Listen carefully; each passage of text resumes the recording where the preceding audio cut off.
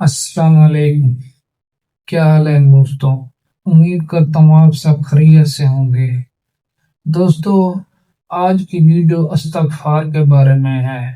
جو میرے بہن بھائی پریشان ہو چکے ہیں، ان کے رزق میں بندش ہے، کاروبار میں بندش ہے، یا کہیں ان کا رشتہ نہیں ہو رہا، یا ایک کاروبار چل رہا تھا بالکل بند ہو گیا، یا ایک گھر میں پہلے سکون تھا، محبت تھی، سبھی لوگ اخلاق سے رہتے تھے، ابھی وہیں آپس میں جھگڑتے ہیں، تو ان کے لیے یہ آج ویڈیو ہے۔ آج ہم بات کریں گے استغفار کے بارے میں۔ دوستو، استغفار ایک لفظ نہیں، یہ ایک ایسی چابی ہے جو ہر ایک بند تالے کو کھولنے کی طاقت رکھتی ہے۔ استغفار پڑھنے سے آپ کی جو بھی مشکل ہوتی ہے وہ آسان ہو جاتی ہے۔ استغفار پڑھنے سے آپ کے دل میں ایک نرمی پیدا ہوتی ہے، سکون پیدا ہوتا ہے۔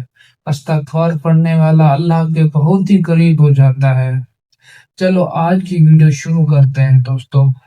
استغفار ایک ایسا لفظ ہے جس کے پڑھنے سے سب سے پہلے انسان کے گناہ معاف ہوتے ہیں، اور اس کو اپنے جو گناہ وہ کرتا ہے اس پہ ندامت ہوتی ہے، اور اس کے بعد وہ اللہ سے معافی مانگتا ہے۔ استغفار پڑھنے سے آپ کو 5 وقت نماز پڑھنے کی توفیق ملتی ہے۔ استغفار پڑھنے سے آپ کا کوئی بھی کام رکا ہوا ہوتا ہے تو وہ شروع ہو جانا سٹارٹ ہو جاتا ہے، کیونکہ استغفار پڑھنے والے کے کام اللہ خود کرتے ہیں۔ کیونکہ اللہ پاک نے قرآن میں فرمایا، جو لوگ کثرت سے استغفار پڑھتے ہیں ان کو اللہ پاک ہر ایک مشکل سے نکلنے کا راستہ دے دیتا ہے، اور ان کو ایسی ایسی جگہ سے رزق دیتا ہے نا، جس طرح وہ سوچ نہیں سکتے۔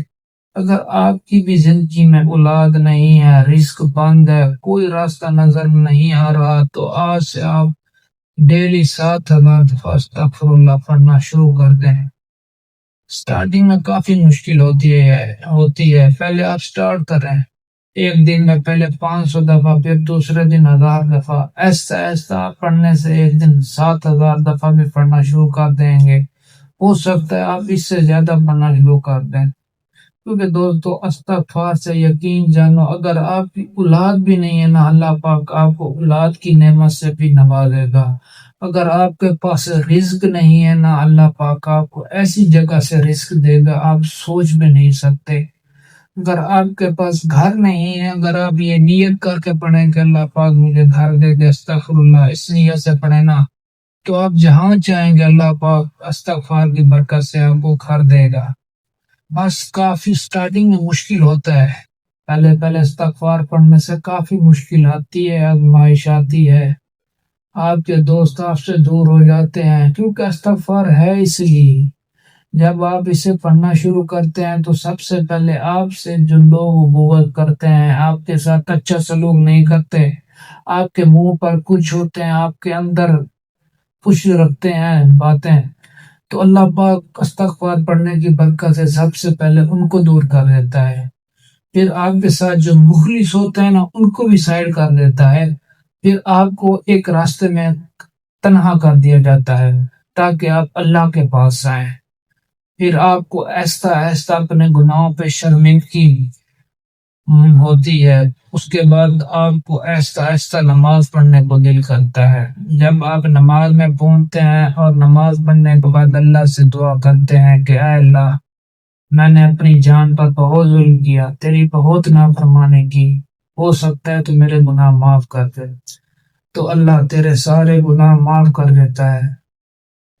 اس کے بعد آپ کو 5 وقت نماز پڑھنے کی توفیق ملتی ہے، دعا کرنے کی توفیق ملتی ہے۔